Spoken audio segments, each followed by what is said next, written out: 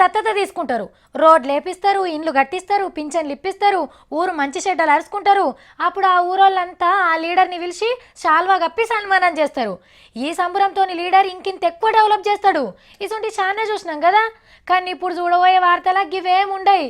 ఆ ఊరోళ్ళే ఇప్పుడే నేను చెప్పా, బొమ్మలు చూపించుకుంటూ చెప్పుకుందాం. అభిమానంతోని గుళ్ళు గోపురాలు కడతారు, పిల్లలకు పేర్లు పెడతారు. కానీ నిజామాబాద్ జిల్లా ఖానాపూర్ అనే ఊరు పేరే మారబోతుంది. ఎంపీ కవితక్క పేరుతోని కవితాపూర్ అని పెట్టుకుంటుర్రు. ఆల్రెడీ పంచాయత్ బోర్డుల తీర్మానం కూడా చేసిండ్రు. వచ్చే నెల 4వ తారీఖు సంధి పేరు మారుస్తందుకు దివ్యమైన ముహూర్తం ఉన్నదట.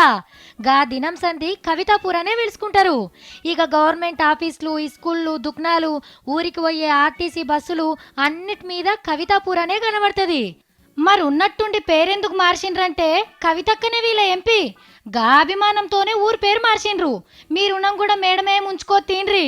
అందరికి డబుల్ బెడ్రూమ్ ఇండ్లు, గల్లీ గల్లీకి డాంబర్ రోడ్లు, మంచి బడి, ఓ గుడి, ఊర్ల బ్యాంకుతోని బంగారు ఊరు కవితాపూరే అయితుండొచ్చు.